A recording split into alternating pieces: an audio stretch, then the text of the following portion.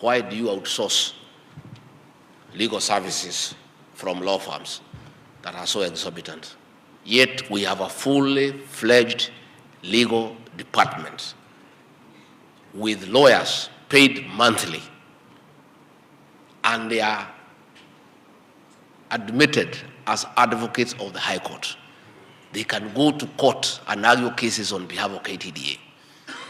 Lakini tunawacha wale mawakili wako pale, wanalipwa mshahara kila mwezi. Kukiwa na kesi tunaenda kutafuta mawakili kutoka nje, wanalipisha pesa mingi. Hiyo pesa watu wanaume wanakatana.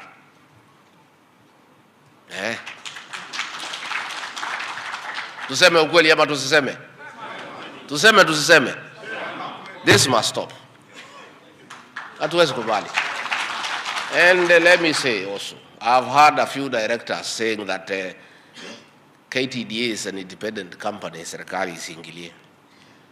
Lakini you serve 800,000 farmers. How 800,000 farmers are Kenyans na wako na mwenyewe. Wako na mwenyewe. They are somebody. Ni wetu, ni wa serikali. It cannot be, when we negotiated these cases, out of court settlement, the kind of money the lawyers are asking for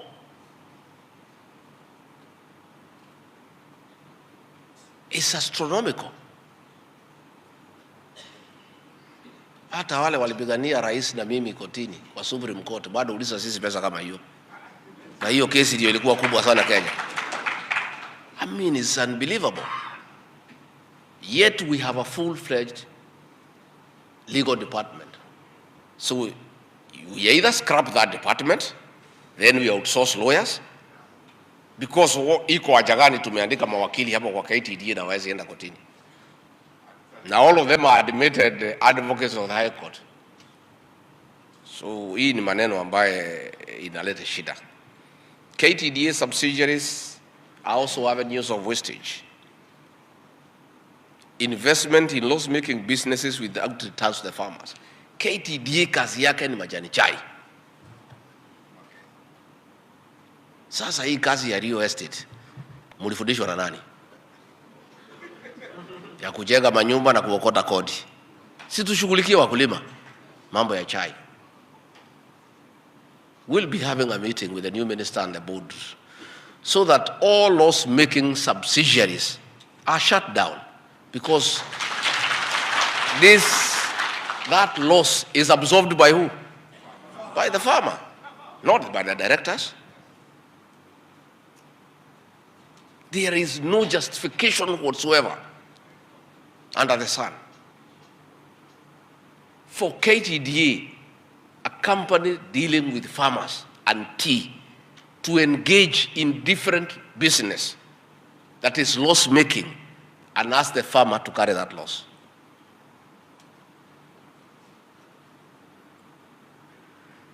Najua wengine hamnipendi, lakini mimi sasa si lazima nipendwe.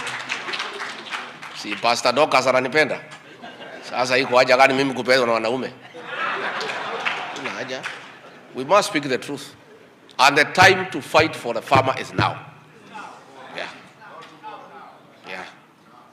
Na hii maneno ya chai tutanyorosha. It cannot be. It cannot be. Hata hii madirector hapa wanapigana kwa board. Kwani unafikiria wanapigania juu ya nini? Ni nini wanapigania? Conflict of interest. The tea farmer has suffered for too long.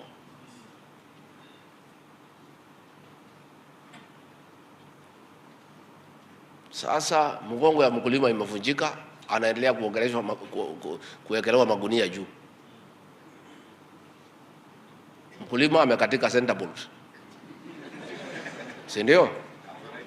Hizo subsidiaries that are loss making, chairman and your board, no, we must have a conversation. We must have a conversation. And government will come in to facilitate a forensic audit to ensure only viable businesses remain, and everything else must be wound up to stop wastage of farmers' resources and exploitation of poor tea farmers. Let us stick to the core business of managing tea factories and selling tea. Hiyo ndio kazi yetu. Hii kazi ingine mwachie wafanyabiashara. Wajenge manyumba, wafanye insurance, wafugue nini, tufanye kazi ya chai. The Tea Board of Kenya will oversee direct sales overseas to ensure that tea is offered and sold and timely payments received. There has been a trend for the direct sales overseas to be used for speculation purposes. Then after the necessary approvals are sought and granted, the tea ends up stuck in the warehouses as unsold because there was no actual buyer. Kwa makaratasi chai imeuzwa, lakini iko kwa store. Tutaenda hapo leo saa 8. We must clean up this space. This must stop forthwith. Additionally, payment to farmers, even through the direct sales overseas, must not be on credit. It must be prompt, like the auction process. Wakulima wapate haki yao. Today, most of our tea is sold in bulk, which does not fetch a premium compared to value-added tea. This must be handled expeditiously together with the production and marketing of orthodox tea. We as an administration, we are willing to partner with you and the county governments to saidiane to install orthodox tea production lines because it fetches higher return for the farmer. We are willing to put in money together with the county governments and yourselves to saidiane. And the recommendations from the inspection report of the revitalization of the tea subsector established in the previous administration, pursuant to Executive Order Number 3 of 2021, is a good place to start the operational and administrative changes needed to streamline this space. I've directed my Chief of Staff to spearhead this process for execution. Kama kuna mtu aliiba kitu ya wakulima, utalipa. Alipa. The records are there, natafuatilia. Finally, my call for all of us is to work together to turn around this subsector. And for that to happen, KTDA must be run professionally and profitably. The hundreds of thousands of tea farmers across Kenya elected our government because they believed in it. Our collaboration will lead to increased accountability, enhanced transparency and prosperity for our farmers, and ultimately build public trust in government. Mimi nikiongeza tu kidogo niseme wale mlichaguliwa pongezi. Tafadhali mfanyie wakulima kazi. Na pia in the spirit of democracy, the majority have their way, the minority have their say. Asiyekubali kushindwa si mshindani. Wacha wale walishinda tuwaunge mkono. We support them to succeed for the benefit of the farmer. Wale ambao hawakushinda, you will have another day. That is the way it goes. Na hakuna haja ya marumbano, hakuna haja ya kelele, hakuna haja ya fitina. Wacha tukubali uchaguzi umeisha, na asiyekubali kushinda si nini? Kushindwa si mshindani. Let us embrace democracy. Elections are over. Let us work for the farmers. And we as an administration, the chairman, I know we owe you some money ile fertilizer. We are also in difficult space because the money we give you for subsidized fertilizer tunaokota kwa Wakenya. Hakuna pahali iko store ya pesa ya serikali ya Kenya ati inaenda kufunguliwa kutolewa. Tunachukua pesa asubuhi, tunakupea saa 8. Tusipochukua asubuhi, hatuna kitu ya kupatia saa 8. It is that simple. That's the way, you know, some people don't understand the way government finances work. It's revenue and expenditure. The revenue you get from the Kenyan taxpayer through taxes, and then you give it to the ministries and departments and organizations to spend. You only spend that which you have. So we are in a difficult fiscal space, in the sense that we are collecting slightly over 2.2 trillion. Then we have a huge public debt that we pay every day. We have salaries, we have recurrent expenditure, and we have the other level of government, the county governments, whom we are giving like 400 billion shillings a year. So we are in a tight space. So we disburse monies as they come. So we look for, once we are in a better space, we'll be able to pay what we owe, but we want that benefit to be passed to the farmer. So governor, umesema hao watu watumie ile pesa yote wako nayo hapa Mombasa, nimekubaliana na wewe. Lakini wanasema imeisha.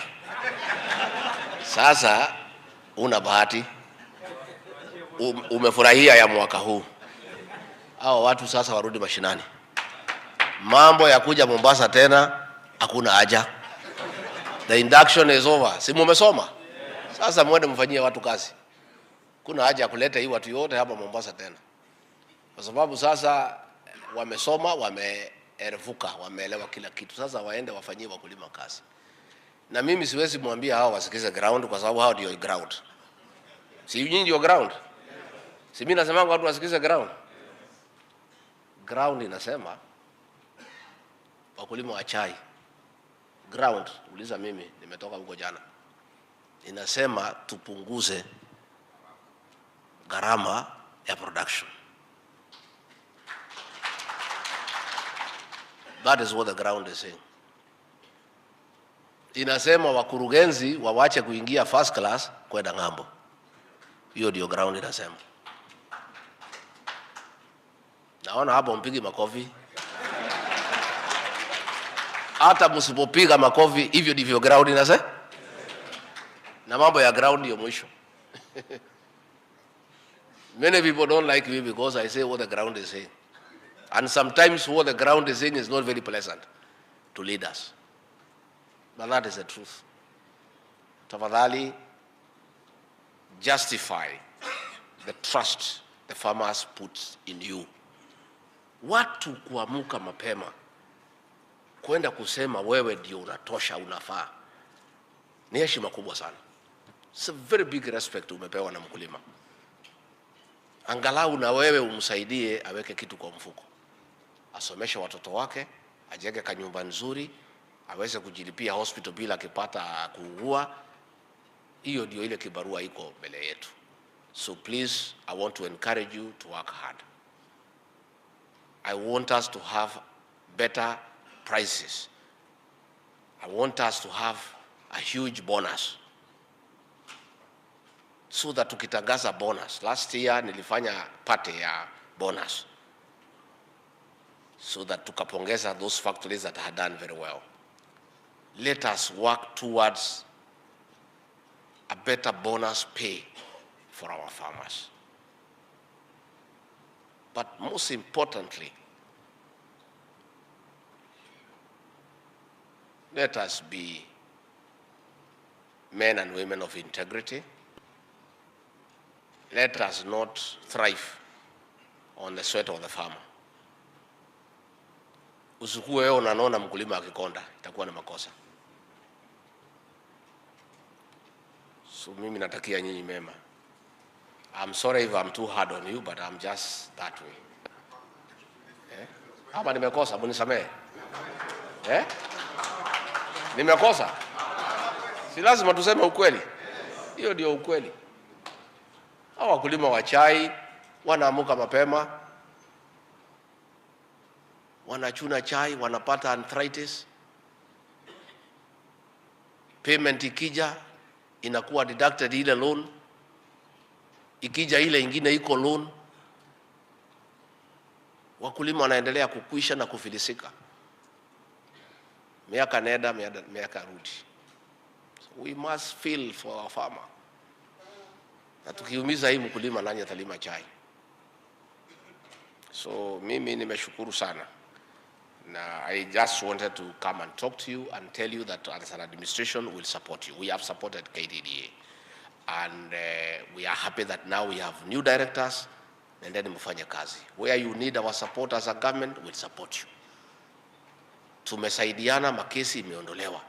We can now implement the Tea Act properly for the benefit of the Kenyan farmer. So sisi tuko pale kama serikali to give you support.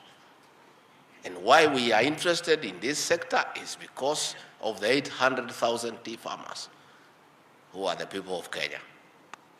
So as an administration, lazima tukuwe na interest on what is happening in the subsector. Again, we have told our ambassadors and high commissioners to look for new markets. We are looking at Pakistan, we are looking at Egypt, we are looking at Iran. We have challenges in Sudan. Tutaendelea kusaidiana kutafuta soko, so that we can be in a better place. Nisikia wengine your problems